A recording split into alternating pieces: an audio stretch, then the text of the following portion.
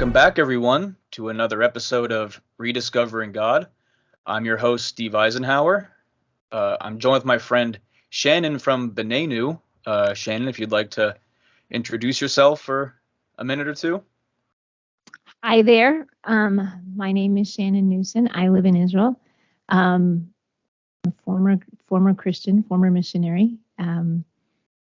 We're gonna get into that. I'm a founder of Benenu, an organization that's here in Israel that counters the missionary activity, monitors the missionary activity, and exposes deceptive, covert tactics that are being used against the Jewish people today. And we're going to get into some more. Mm-hmm. And first things first, guys, before we really get into this interview, hit that subscribe button, turn on the notifications, and give us a thumbs up if you like what we're doing here. So Shannon, first question. How long ago did you first begin to question the claims of Christianity? And how long afterwards did you say it took for you to reject them? I think in 2005, I had some questions that came up, especially in my trip to Israel. Before I came to Israel in 2005, I had absolutely no doubt that Jesus was the Messiah. I had committed, I made a promise to God that I was going to do whatever it is that He called me to do in my life, and I felt a strong pull towards the Jewish people, and that because God loved the Jewish people, I was supposed to love the Jewish people, and the biggest mitzvah is what I compare it to in Christianity, is bringing a Jew into a relationship with Jesus, because I was taught that Jews didn't have a relationship with God, even though they were deeply religious people and they had all of these rituals that they did. There really wasn't any meaning behind them because there was no relationship with God. And if without Jesus, they were going to hell. And I was convinced that was my calling. I went to Israel, loved the Jewish people. It was there around Sukkot time, and watching all of the sukkahs being built and seeing religious Jews on the street. It was very overwhelming. Very emotional. I loved everybody that I met. My mother told me, "You're missing all the sights of Jesus. You need to go walk in the steps of Jesus." So I did. I spent a day going around walking in the steps of Jesus. I visited the Church of the Holy Sepulchre, which is where Jesus was supposed to have been laid down and then buried. And that was probably very, very significant to me, because for the first time I felt like I was on the outside looking in. Because when you walk in, the first thing when you walk in, when you go into the Church of the Holy Sepulchre, is this big stone on the front, and that is the stone where they believe that his body was laid down. And I can't tell you how many people were literally laying on top of it, crying. They had gone to the gift shop and bought candles and holy water and rubbing it on it and praying on it and really just crying and kissing the rock. And for the first time, I looked at that and said, wow, like bowing it down to rocks and stones. Yeah. That feels like idolatry. And then the more I got into the place, the gaudiness of the decorations and the fact that everybody was kissing and touching every stone, it was powerful, and it was odd. It was eye-opening. And I thought, sure. For the first time, I went, wow, if there's anything to this idolatry thing, gosh, this is it. Yeah. Yeah. It didn't shake my faith, though. I said, wow, this really feels like idolatry. And of course, I shoved it off as, well, that's the Catholic thing, and that's not the evangelical thing, and we do the right thing. So I kind of blew it off as just that. but I did have some questions that I was bothered with, and I went to the Kotel and I asked God to please, whatever it is, show me what my mission in life is. Show me what I'm supposed to do. Use me as a vessel for the Jewish people, and show me the truth. Mm-hmm. You know, I want for myself to know absolutely, without a doubt, that Jesus is the Messiah. And if I know it inside and out, forwards and backwards, then I'll be able to reach the Jewish people. And I do believe that was my mission in life. And when I came back from Israel that trip, I decided that I was going to throw myself into the study of the prophecies, and that I was going to be able to share Jesus with the Jewish people. I infiltrated the Jewish community. I became part of quite a few classes at the JCC. I was going to the conservative shuls. I was really becoming a known face and figure in the Jewish people, in what we had called friendship evangelism or bridge style evangelism. Right. And that's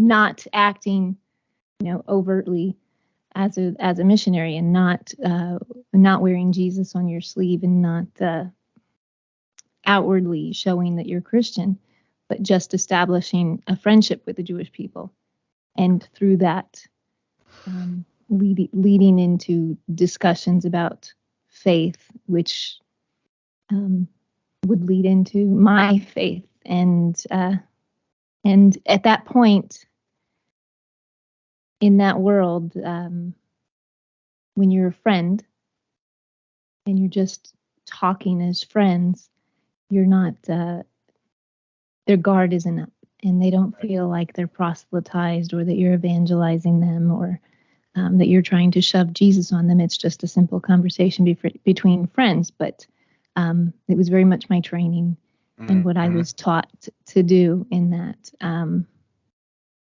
I, there was that little question, but then the more I threw myself into studying the Messianic prophecies, I had my Hebrew and English, prophecy edition Bible, but the way we learned in Christianity was either by subject, or by an inspirational whatever, or you had a question and there was a verse that would go with that question. You never really sat and read. I mean, some people did. You've had classes where you would go through every part of the Bible, but for the most part, it was memorizing scriptures.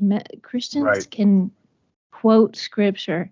They have an amazing ability to quote scripture, because that's what they do. They memorize a verse. And if you like, I don't know if you can see or not, but this is the Old Testament prophecy, and what prophecy it was, and then the New Testament of what was fulfilled by Jesus. So I went one by one, memorizing every single one of those, and by the time I finished, I knew without a doubt Jesus was the Messiah. Absolutely. There's no way that there can be over 300 something prophecies that were fulfilled by Jesus, and the Jewish people can still reject them.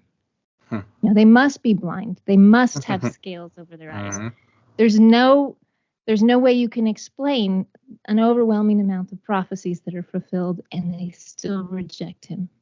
So I was convinced that the Jewish people, they don't accept it because they won't look at it.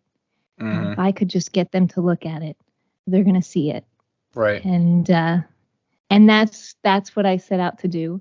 And in that process, ran into religious Jews, because I happen to have like a little bit of an attraction to the religious Jews. I was fascinated with how committed they were to all of the rituals and the traditions, and how religious they were.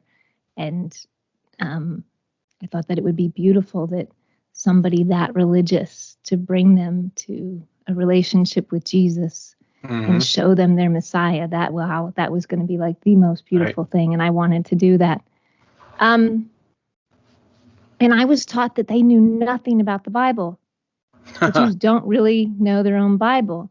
And I found that right away. I found that not to be true. That even the less affiliated Jews have a basic knowledge of Tanakh and do know the Bible.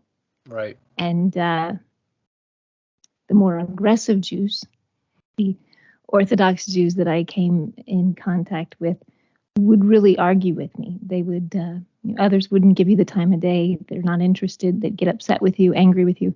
But I did have some Orthodox Jews that were willing to talk to me. I wouldn't call it talking to me. I would say they were taunting me. They were really attacking me in some ways verbally, and really offending me. They really attacked my faith and what I believed, and attacked the texts that I had learned so well and memorized and spent so much time memorizing so that I could quote them to them. And they would make what I thought were absurd statements. They said that they were mistranslated and that they were taken out of context and that they, certain verses didn't exist. And that was absurd to me. It was offensive. But I couldn't really fight it. And I knew for sure they're not going to read the New Testament. Right. So I went back and said, I prayed about it. I asked God to please show me a way to reach these religious Jews. Show me how to show Jesus in all of these verses that I've learned.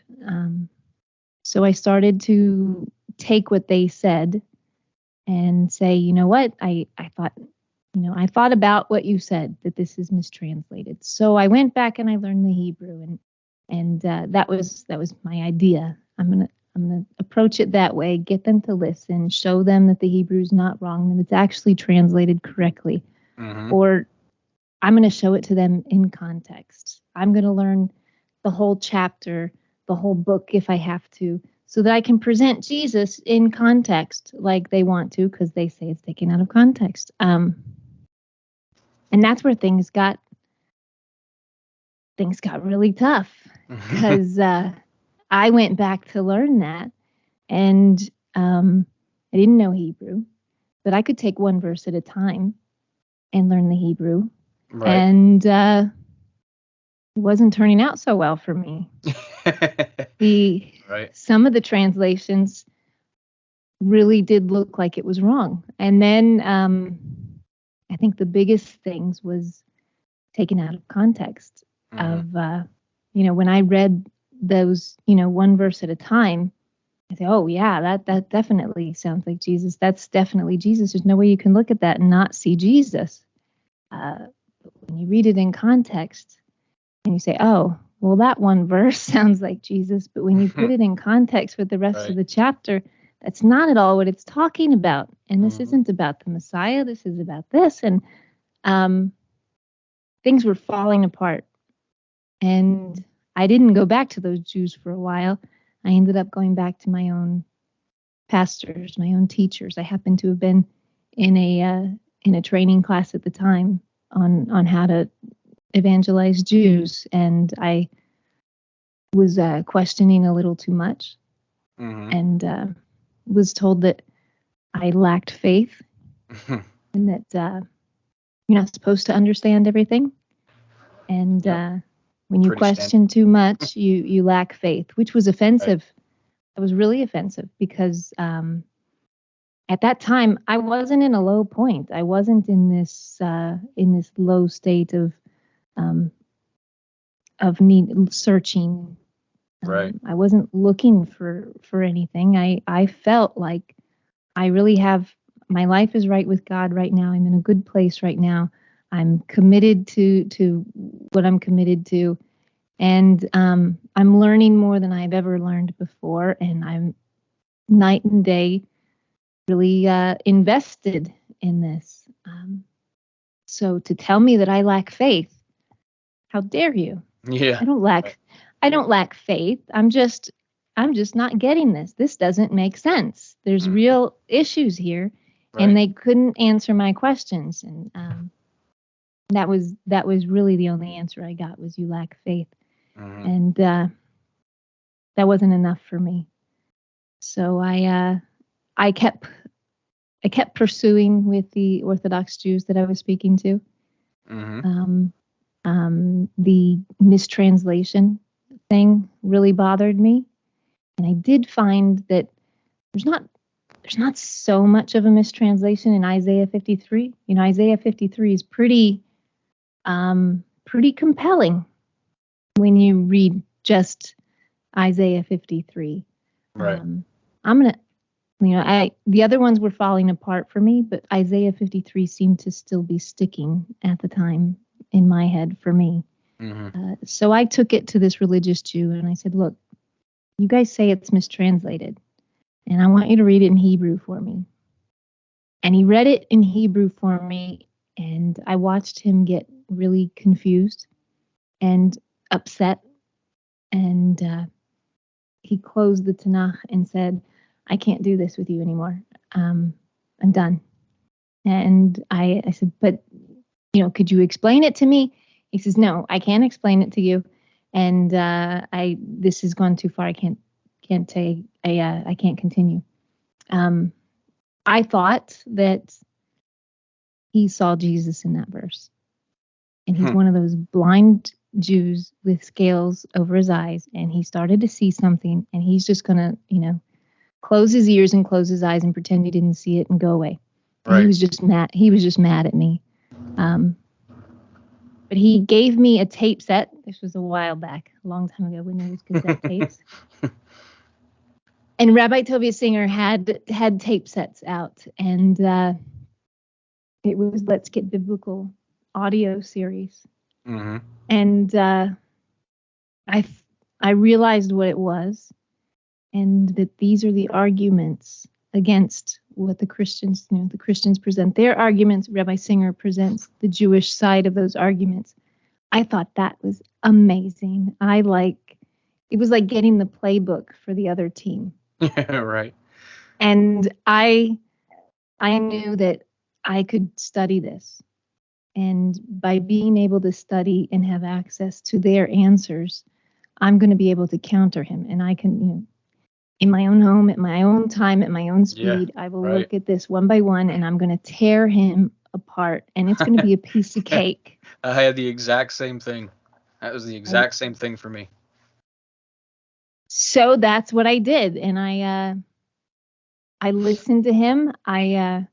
He upset me. I didn't like what he had to say. The accusations were offensive. But he kept saying one thing. He said, look at it yourself. Look it up. Look at it for yourself.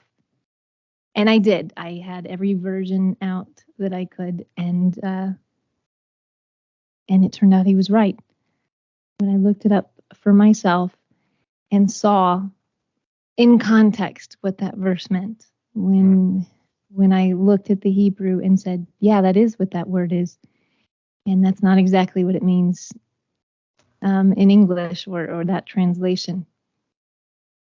And then everything fell apart.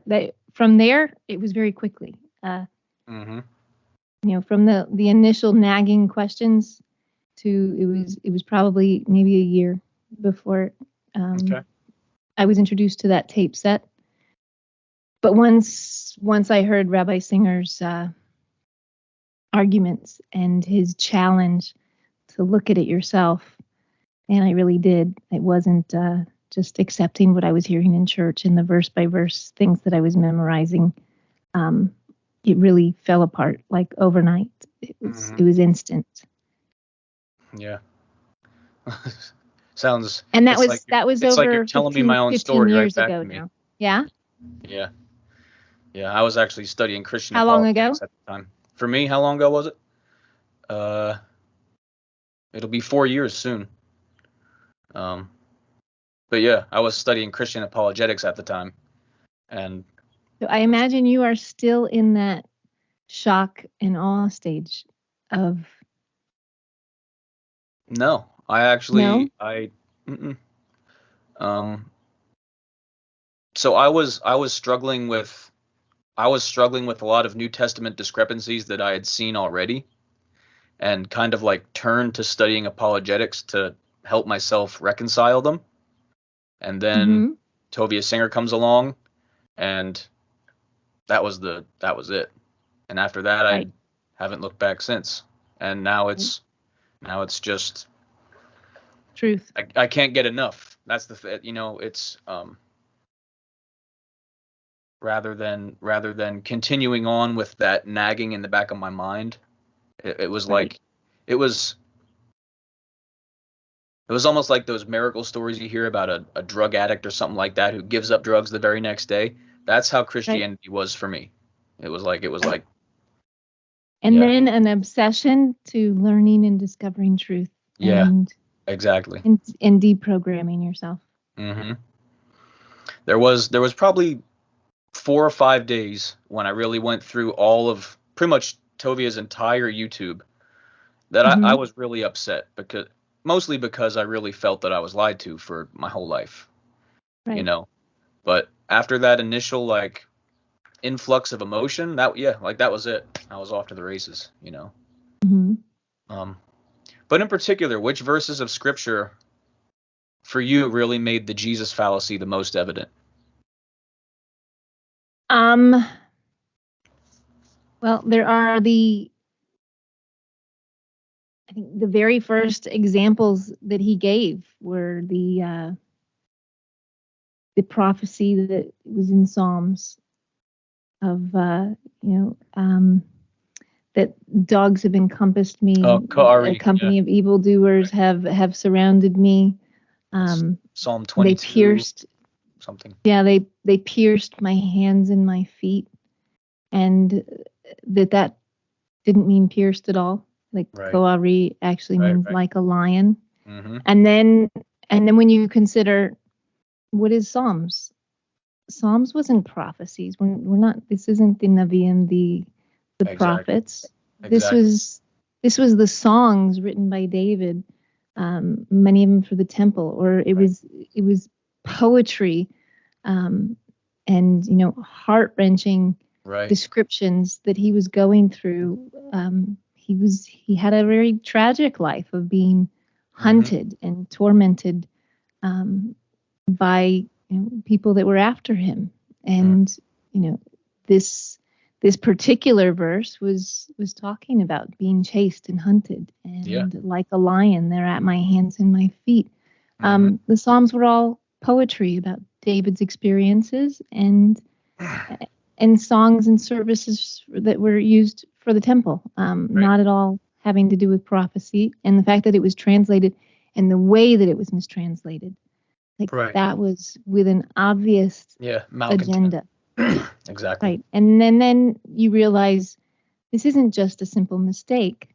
This is intentional Yeah, intentional. with Exactly. an agenda, and then you feel betrayed and lied to, Right, and right. That was that. Like I said, that and was the that hardest part for me. Was feeling like if something I thought was pure was evil. Really, that the Bible I believed in, people messed with on purpose. That's right. a hard thing to come to grips with.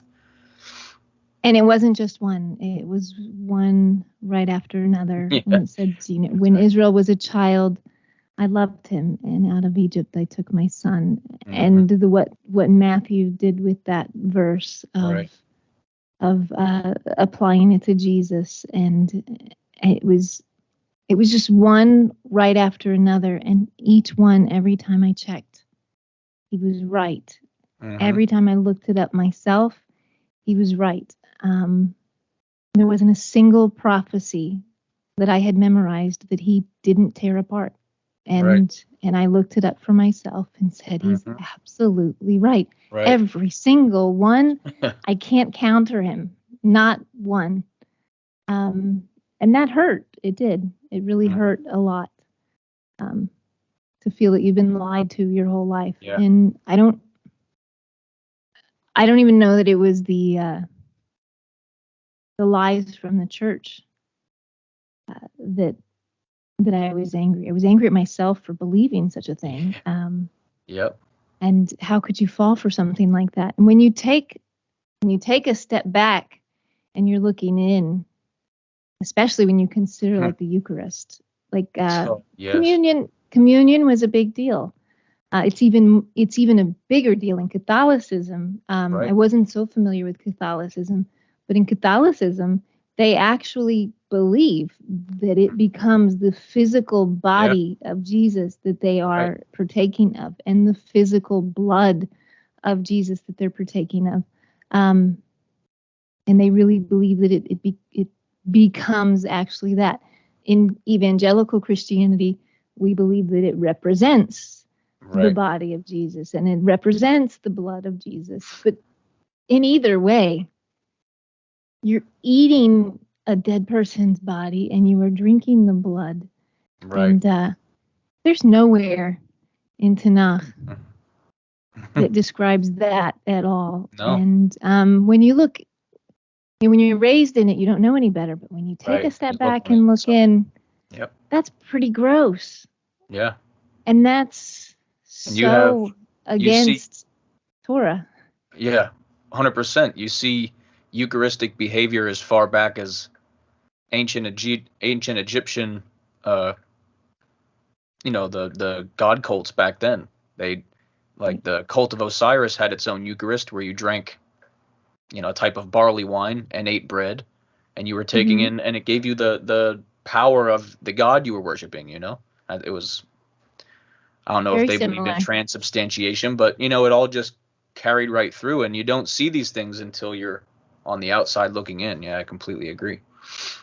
That emotional roller coaster, I say that it was every step of grief that I think each Christian goes through when they encounter this.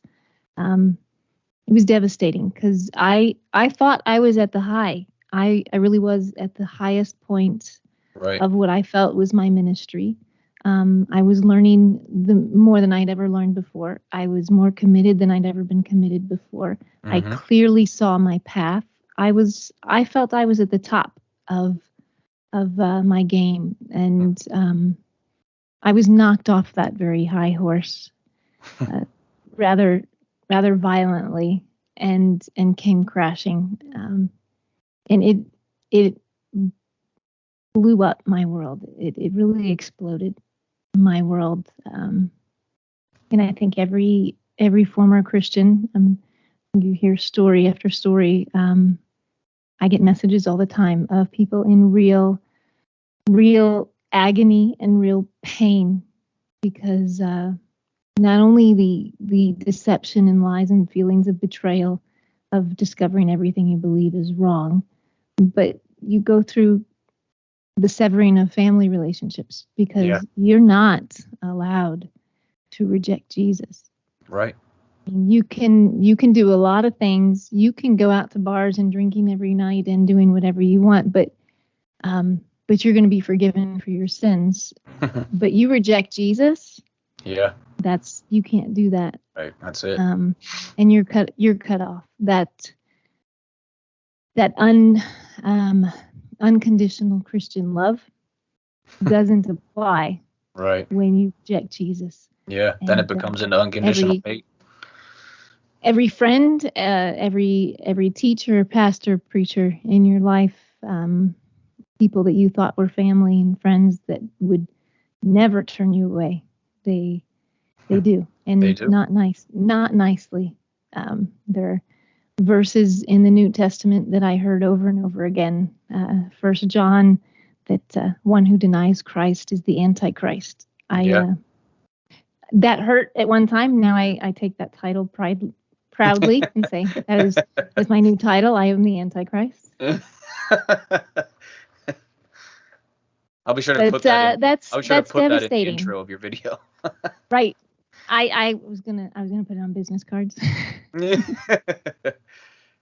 So you're actually touching on one of my questions. I was talking about shunning or ostracism that's displayed in these circles when you leave.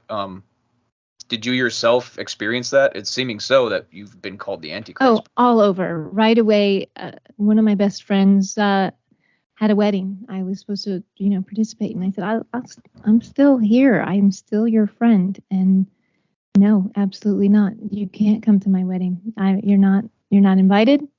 I don't want you there. And I said, really? Yeah.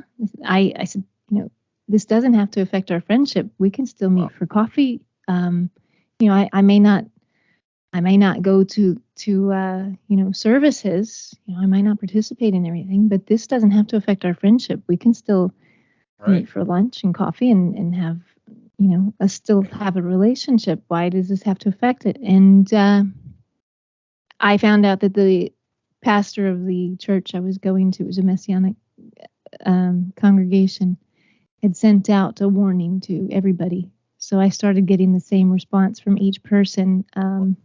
Everybody basically was quoting that scripture to me. And, 2 Corinthians of not being unequally yoked with an unbeliever. One who denies Christ is an unbeliever. You're not to let them into your home. You're not to let them sit at your table. So according to the New Testament, they're not allowed to have any sort of relationship with me whatsoever. Which is also why, if you compare my channel to Rabbi Singer's channel, you will see that it is, there's a lot of nastiness, a lot of, I infuriate people.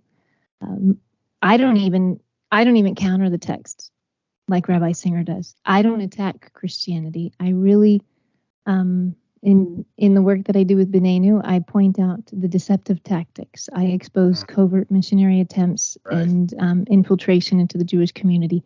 Those are the things that I expose. I don't even attack Christianity like Rabbi Singer does.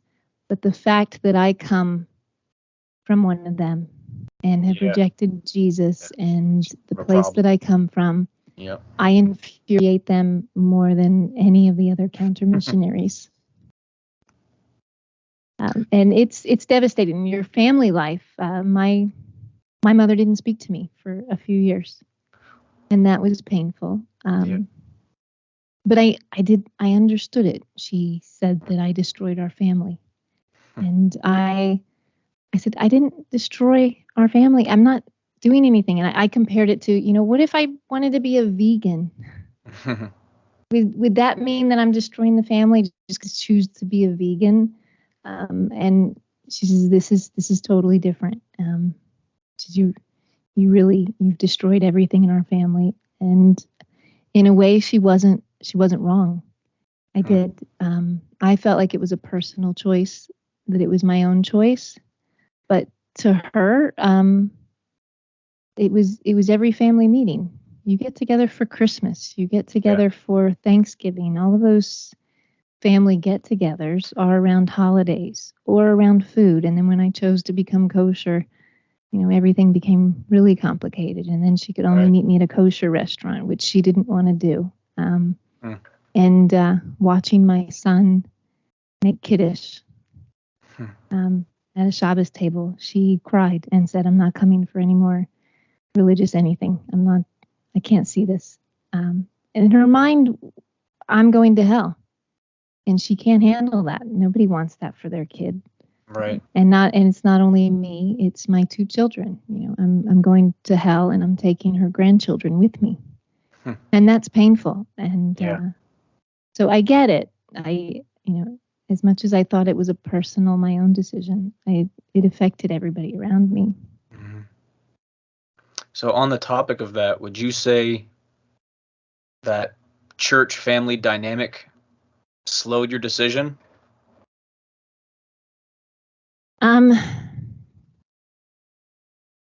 My personality is pretty passionate, and I have a very strong barometer of right and wrong.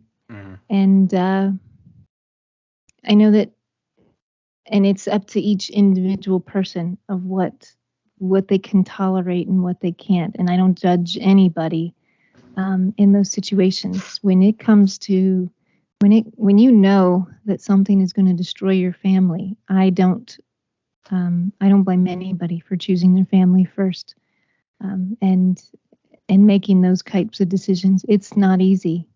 Right. And I think a lot of people do end up questioning and then realizing they're questioning too much and shove it out of their mind, because they know that this is going to risk their income. This is going to, there was one pastor that I know who ended up leaving, and he was a pastor of a pretty decent sized church, and he did well for himself, but he threw himself into seminary and was a minister, and without that title, he was a nobody. He didn't really have a profession, but he couldn't sit with that, the pursuit of truth and living in absolute truth and not compromising. That was too strong, and he ended up leaving the church. He was no longer a minister and went and worked in the basement of Walmart, and that was more fulfilling to him. He couldn't compromise that that truth and that barometer that he had to stand up for. And I think in many ways that was what it was, whatever it took. I hid it. I did. I didn't want anybody to know right away. I tried, and I wasn't ready to tell people for a long time. I did it alone, which is a very alone feeling. Yeah, definitely.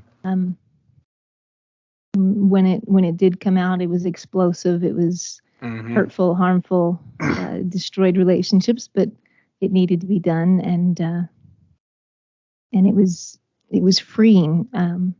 One of the things that I didn't expect in this discovery was there was the upheaval. There was like this emotional crisis, this faith crisis that you were going through, but at the same time, there was like 1,000 pounds was lifted pulled right off of your me, shoulders. and I didn't understand it. I said, "How come I'm going through absolute hell with my family and my emotions and this everything I believe is wrong, and I've had to let go of Jesus, like he was my best friend, my everything.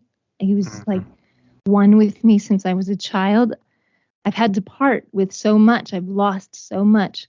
What is this freeing feeling? What is this like tremendous burden that's been lifted?" And I think I heard in one of your other interviews about abuse, and I didn't really think of it in an abusive light, but now it sort of is. When you're raised terrorized about the thought of hell, and when you're raised with the guilt and the shame that because you stole that cookie from the cookie jar, that's a sin. And because, I mean, from a young child, you did something, you spilled the powder all over the floor, and that was a no-no. And every sin you did, every time you were bad, every time you did a no-no, you're the reason Jesus was killed. You're the reason that Jesus was on the cross. He died for your sins because you did that. He died. And the guilt and the shame that you're raised with from a small child, that's horrific. And, I guess I never thought about it as abuse before. But now psychologically, definitely. that does very much feel like you're crossing lines into abuse. I was dealing with shame really badly when I first had left, because I felt like I basically stoked the people into hell by preaching what I preached, And I spoke to Rabbi Stuart Federer about it, and he said, "Steve, you have to let go of that Christian worldview." He said, "You have to let go of being told that you're defeated before you even start." He said, "There's a reason that you see so many truly successful Jewish people. It's because they go into life believing you're neutral. And if you make the good decisions and keep making the good decisions, you're going to be successful. Not Right. that you don't have a choice and you're already beaten and someone had to take that punishment for you, you Right. know.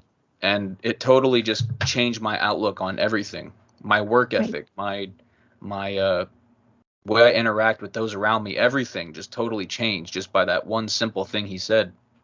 Right. And it's true, you really have to change your worldview and unlearn everything you learned. You have to like completely like unplug all your wires and plug them back in somewhere else, you know? Right. I compare it to the Matrix. I really felt like I'd been unplugged. Yeah. Yeah. And emotionally sometimes it was like, this is exhausting. And you want to be plugged it back in, but um I can't live a lie. Right. I can't You're live right. in that world. How did your time as a Christian shape what Benenu is and its mission?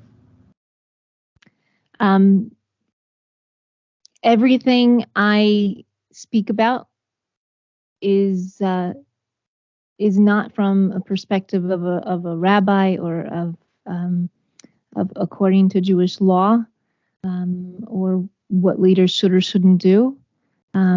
Everything I speak about and do is because of my personal experience. Right. And when I became part of the Jewish world and would see people that were just like me, I would Mm. see missionaries involved in Jewish classes, involved in the JCC, being volunteers. Um, I would see the open embrace that was happening between Christians and people that I knew as some of the most dangerous missionaries. Um, I realized the Jewish people have no idea what they're dealing with. They don't know what the real agenda is. They don't know what's being said behind closed doors. And I noticed the way that the Christians were presenting themselves to the Jewish people. And I heard the language. And, you know, we take it for granted that um, we understand the language of Christianity. Like when they use the word restoration, when they use the word harvest, when they use the words calling, you know, bringing the kingdom, those things Right. go right over the head of a Jew. Yeah. Restoration sounds like such a nice word. You know, they're going to help us rebuild Israel. They're going to bring the restoration. And I said, you don't know what the restoration is according to Christianity.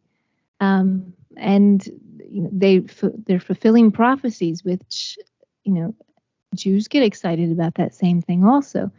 But you don't understand that when they say that they're fulfilling prophecy, they're bringing about the second coming of Jesus, which includes bringing you to Jesus. Right. And they just didn't get it, and they don't understand. There's this language barrier. Right. Um, and they also, because the Christian presents themselves in a very kosher way to the Jews here, and they're very slick, they're very sly. They use that language that they know the Jews don't understand, Mm-hmm. and they present themselves very kosher. Their Hebrew websites are very kosher. No mention about sharing the gospel with Jewish people. But you go to the English websites, and it's very in your face, and it's out there. You go to the YouTube channels that they share with their supporters, which are not meant for a Jewish audience. They don't want the Jews to see those channels. But thank God they need the support of the American evangelicals. Yeah. So they create these newsletters. They keep in touch with them. They're constant fundraisers. They're constantly in support with their supporters. You know, doing selfie stick videos of what we're doing. They will take selfie stick videos of them witnessing to Israelis on the hiking trails out here. They'll go to the Kotel and share Isaiah 53 with Jewish people. They boast about what they're doing, but they only do that behind closed doors among themselves. They Right. certainly don't share that with Jewish people. Mm-hmm. So it became very clear that the Jewish people just need to see with my eyes. Yeah. And they need to see what I see. And I started to grab those videos. And it wasn't enough just for me to say it. I was going, I did the counter missionary world since I left. And I was going to Jewish leaders and I was telling them, look, I've been there, I've done this. This is how I was trained. This is how this organization is working. This is their method, and this is what they're trying to do. And you're partnering with them. This is a very dangerous thing. And I could scream and yell up and down and say this is wrong and this is what they're doing, and they weren't hearing it because it can't come from me. Right. But when I got the videos of Ward Simpson, of Aliyah Return Center, of Mitch, what's his name? Chosen People Ministries. You go to those channels, Yeah. and you bring that to the attention of the Jewish people. When they're speaking openly to churches and telling what they're doing and boasting about how many Jews they brought to Jesus, that became shocking to the Israeli people, and that they responded to and said, whoa, they're trying to do what? And they say they're our friends. And finally, they are, since we changed our methods and launched Benenu in with this new focus and this new way of presenting it in their own words, out of their own mouths, in their own videos, that's been very successful because that's powerful. It's not just me. Right. And it's not just me fighting the fight when that happens. I put the evidence out there. And when you're just presenting the evidence out there and you're not stating any opinions or what leaders should do, you're just saying, look, here's what they're saying, and this is what they're doing out of their own mouths. This is their stuff. That's powerful, and it gives people it gives people the chance to make a decision for themselves. Is this right or is this wrong?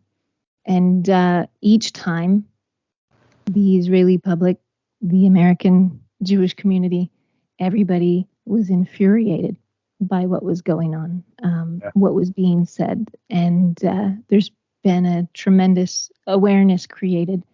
And I think there's a need for a lot more of me out there. And I know there's a lot of us. There's a lot of us who left the church and are looking for a way to, I say do tshuva.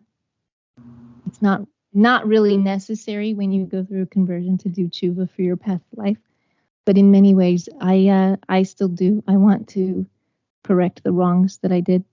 Right.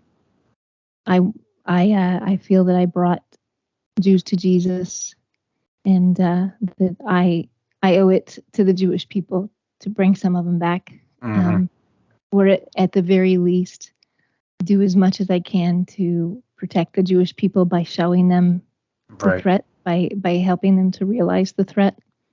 So that's where I sometimes I think everything we go through is a process that Hashem seems to be training us for. There's horrific things I've been through in my life, and then I look back and say, okay, that's what you were training me for. Yeah, right. And I wouldn't be able to do this work if I didn't have the mindset and the know-how. There's no voodoo in what Benenu does. I've been there, I've done that. That was my life, and I know where to look, and I know the churches to look at, and I know where they're going to speak, and I know what they're doing, and I know what those key words mean. And I think we can all do that. There's a lot of people that can contribute to this work. Yeah. And they do. There's especially the B'nai Noach community. They have been tremendous in this work. When people ask what can they do, just things as simple as keep an eye on your area. Yeah. You're in Fort Worth, you're in Chicago, you're in Germany, you're in wherever. Just, the however many square mile radius that you can keep an eye on the ones that are around you. Mhm. And when you see a missionary coming from Israel, we have a missionary coming from Israel, go. B'nai Noah can go into a church, a Jew can't, but a B'nai Noah can. Exactly. And, gather the materials that they present. Record the event if you can. If it's live, COVID has created a tremendous opportunity that we are able to see, live streams of services all over the world. When missionaries are going into churches, we're grabbing the video. And that's been tremendous. And B'nai Noah can be very helpful Right. in those ways and getting information. And they become our eyes and ears everywhere. They're watching their area and reporting when something's concerning. Hmm. So And what's that's powerful. Oh, certainly. What's If you can share, what are some things that Benenu has going on right now, as far as the struggles going on in Israel, etc. We have several pots cooking at the same time. It's a little hard to keep up with. We have a 24/7 or 24/6 hotline that you can report to. We have a WhatsApp line they report to, the website they report to. We have an email address that they can send reports to. We have an address that we ask people to send missionary materials. We monitor what missionary materials were found in what locations, where they're active, what groups are doing what audiences that they're targeting, where they're targeting children. Like There are not missionary very many misogyny. laws. Right. There are not many laws in Israel. There's really only one that sticks, and it doesn't really stick, and that is children. Right. And there are some cases coming up. There's a lot of high-profile cases right now that are regarding missionizing to children. That's become a big issue. Yeah. I know One for Israel is one of the big missionary organizations that's operating here in Hebrew, and they have statements that they bypass the parents by going through the cell phones, because every kid has a smartphone. We bypass them through that. And there have been actual children and parents who have brought lawsuits because their children converted by those videos. And since in Israel, there's a law that if you're a minor, you can't proselytize a minor. The fact that YouTube and Google has all of these missionary videos, which they've taken to the internet very strongly. There's more than 200 websites that are based in Israel targeting the Jewish people to convert them to Christianity. And they've all learned media. They have really good state-of-the-art top equipment. They've had real training in media. They come out with very compelling videos that really attract youth. And the fact that there's you go to some YouTubes and it says, "Are you 18?" and you have to sign in. The fact that these are open to minors is a problem in Israel, and maybe we can do something about that. And then there's ministries that we just became aware of that flat out say they go after children and target children. That's something that's going on right now. We're going to attack, and some covert missionaries that are soon to be exposed. A lot of the efforts that are happening towards the Ukrainian refugees that are very out there in your face. This summer, actually coming up in a few days, they're supposed to start the massive campaign in New York City, where the missionaries from all over the country have been told to go to New York City because it's the first of the summer break, and Jews always flock to New York City for the first of the summer break. It's also Yom Yerushalayim, the Jerusalem Day, where you'll get 1 million Jews in Manhattan And right now they're focusing very heavily on the Orthodox, the Jewish communities. They believe that we're close to the end times. And the closer we get to the end times, the more important it becomes to reach the unreached people groups, the 1040 window.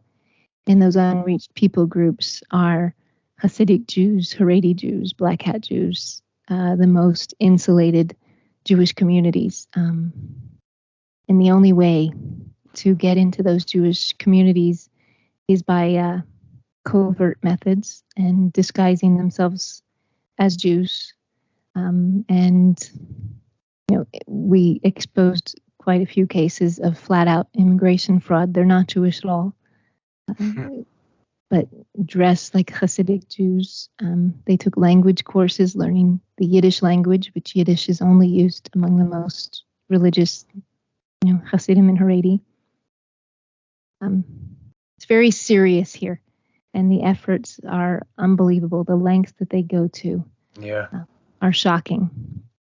And it's a whole world that the Israeli public didn't know about until recently, and it's sort of become an obsession. And because of all of the alerts that I get, the reports I get, I can tell that we've done a good job at creating awareness. And now the Israeli public needs to speak out.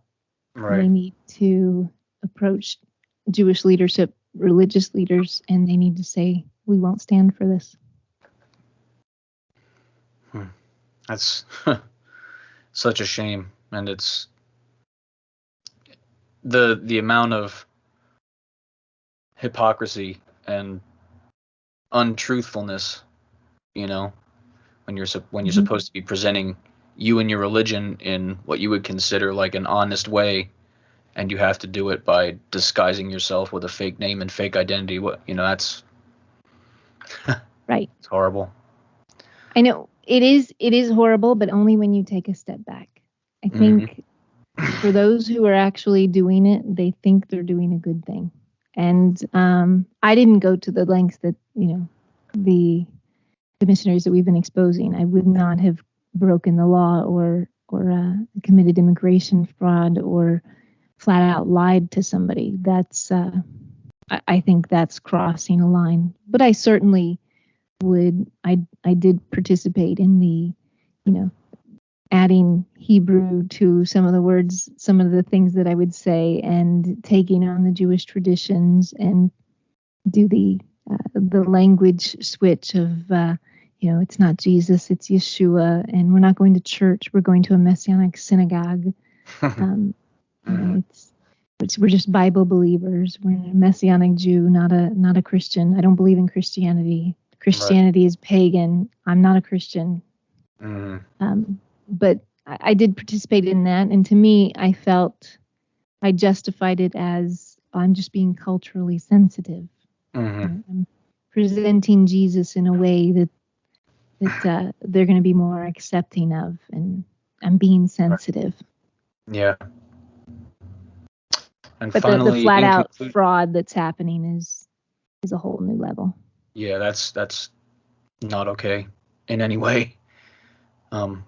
But finally, in conclusion, what's just a little bit of advice you would have for someone who may be in the situation you were in back in 2005?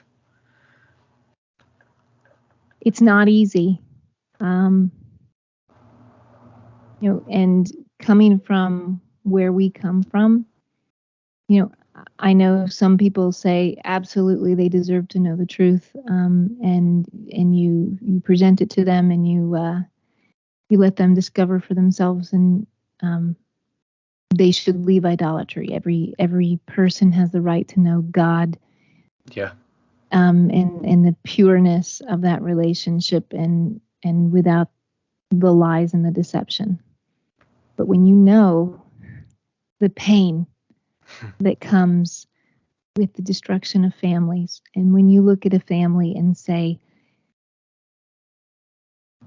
if he looks too much into this and he discovers the truth, I'm pretty sure she's not going to stick around, and he's going to lose his wife and his kids and his parents. And I have tremendous conflict on whether or not that's right. And I do it in a teasing way, but I have a very close family friend who has asked me a lot of things about prophecies and the translations. And I said, you better be careful. You go down that route, you're going to end up where I'm at. Yeah. And he laughs and says, yeah, ha, ha, ha. But it's true. It's true. It's very true. And it would be devastating for his family. But it depends on each person is different in what they can live with and what they can't live with. Right. Well, okay, Shannon. I really appreciate your time. That puts us right about an hour. If there's anything else you'd like to touch on, be my guest. That flew. Yeah. How about I know a lot of Benenu struggle with being a Benenu or converting to Judaism. And a lot of times it's not possible. They're not in a family situation that would allow for them to go through a conversion to Judaism. Exactly. They're not in a financial situation to convert to Judaism. The place that they live, it's just not doable for everybody. And it's a tremendous life change that you have to do. Somebody asked, how could Jewish people especially, they become very confused, and why in the world would you choose to be a Jew when you could go through any drive-through anytime you want? You could do whatever you want. Saturday is your day to get stuff done. You don't have to do this. Why would you take on all of these tremendous restrictions? I think I don't look at it as restrictions, and sometimes I think those Jewish people who do feel that that's restrictions, and it's because they've been raised in it, and I don't think they appreciate the life and the truth that they've grown up in. I happen to not see it as restrictions. I see all of those little mundane things, just washing your hands and saying a blessing, and seeing lightning and saying a blessing, and keeping kosher. It's real physical things that I can do that show my appreciation to God and my commitment to God, and give me an opportunity to say, I'm doing this because I am thankful that I found truth, and thank you for all of the blessings that you've given. It's that's how I see it. And the B'nai Noach that are going through what they're going through, it's really the community aspect that is missing. The social interaction, that you're suddenly very, very alone. And thank God so many are coming out right now. And COVID was a horrible thing, but I think one of the good things that COVID got us accustomed to was being isolated. Right. And I think because I do not plan to convert. When I first had the initial exodus out of Christianity, I did have all these grand ideas of seeking out conversion. And now I truly feel like that I could do more in my present situation as a Ben Noach than I could if I converted. I have a beautiful wife whom I love very much. She's a Christian. That doesn't change anything about how I feel. My family's all Christian. I truly feel like I can get through to them a little bit more if I don't convert. But yeah, you're right. There's finances. The fact that most people would have to pick up and move to a location where they could get to synagogue, But yes, that community aspect of things, that brings me back. COVID got us used to isolation, and I think it may facilitate a way for people to be okay with not having that. Right. Does that make sense? It does, because because for a while you knew that everybody else was getting together and you're not involved in that. You're not invited. You're on the outside and you're not accepted there. So you're the one that's very alone. The fact that in COVID, everybody was isolated. You weren't alone because everybody was going through that same thing. And it wasn't a religious thing. It was an external thing. Right. And I think it helped in some ways. And the fact that there are more and more B'nai Noach right. coming too. There are, most of it's online because they're spread out. So, right. So far apart, they're spread out. One great thing about the internet is we can at least be a community through our smartphones. You know what I mean? Right. And in Christianity, we were trained that our social life, everything revolved around the church. Yeah, 100%. So every social interaction you had was involved in the church or church people. Everything you were involved in, fun, anything was in the had church. To be with people in the church. Yeah. When you think my religious learning and my religious life have to all be part of my social life, I think that's something we need to break away from and understand. You can have social interactions and belong to social groups. There's right. bridge clubs. My father is a Ben Noach, and he joined a Jeep club. He joined a whiskey club. He's hosting parties. He's having fun. Right. And he's filling that void with a lot of social groups that he wasn't taking part of before because he was very involved in the church. Right. But he's created, we called it a chevra, a support group, friends.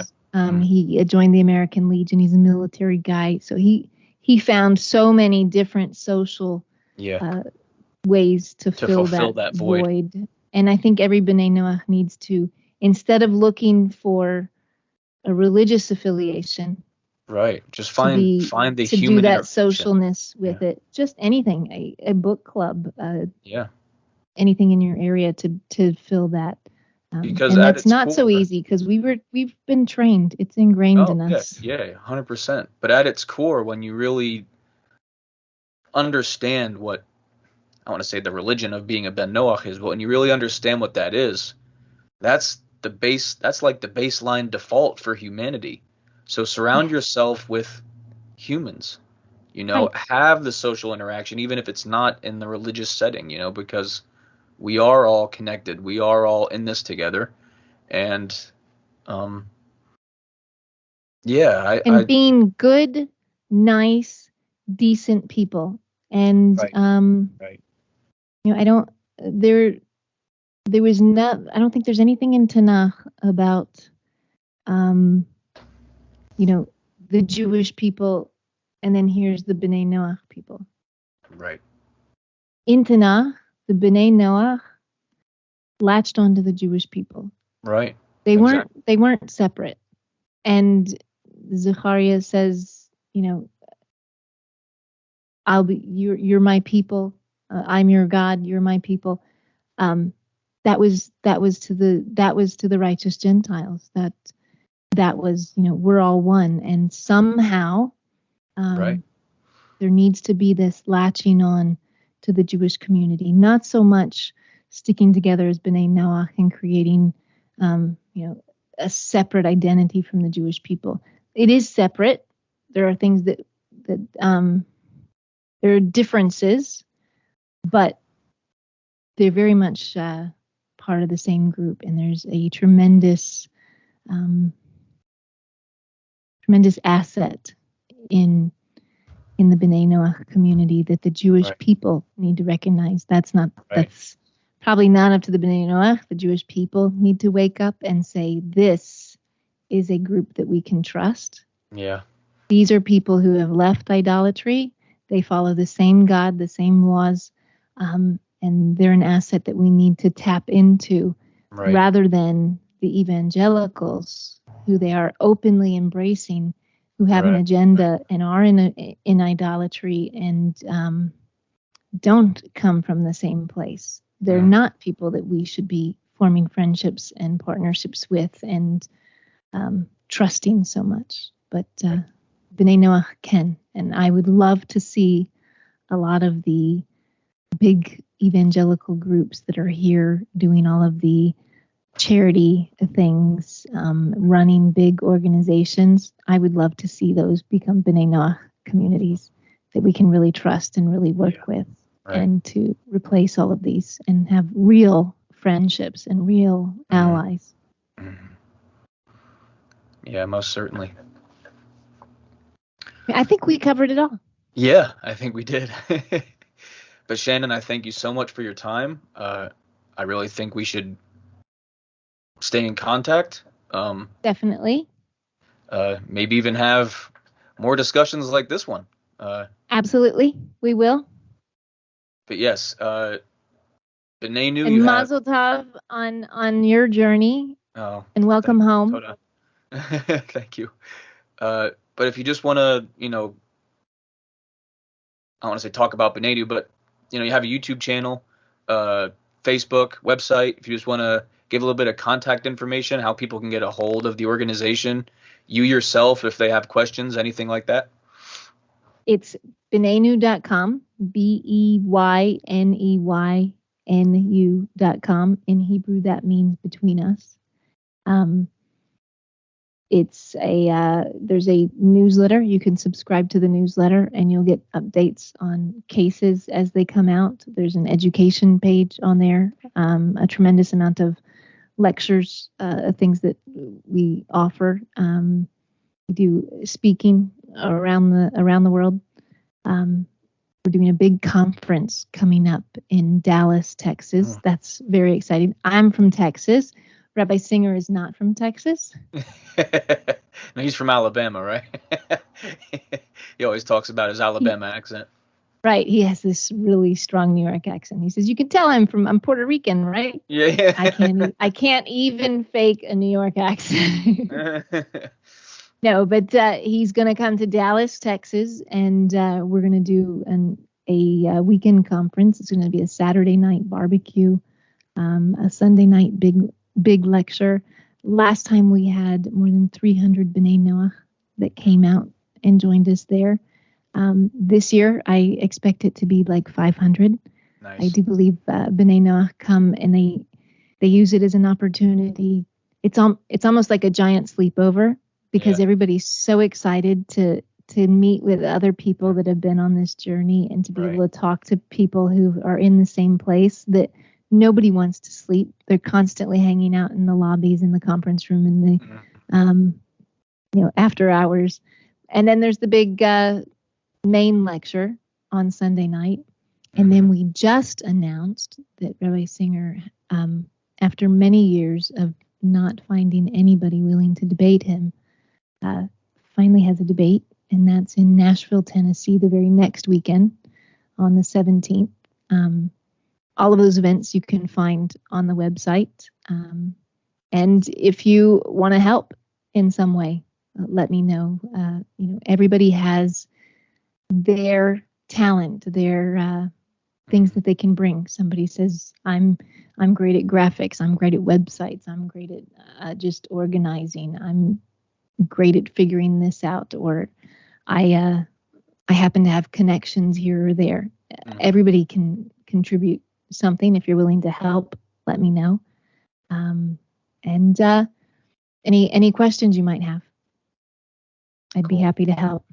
And I'd appreciate the help. Yeah, I'm sure. Definitely tackling a very, very important and large issue here with Benenu. So. And this is a way to prove yourself to the Jewish people. This is, yeah, definitely. Hey, we are an asset. We know this world, and we can speak from a been there, done that place, and you can really latch onto the Jewish people in that way. Yeah. Anyway, thank you for having me. Yes, of course. Thank you for speaking to you more. Yeah, definitely. As I said, I really appreciate your time. Thank you so much. If anyone has any questions for me, as always, Rediscovering God, you can find me on Instagram, Steve Eisenhower on Facebook, Shannon Nuszen, everybody. Thank you. This was another episode of Rediscovering God, and we'll see you next time. Thank you. Bye, y'all.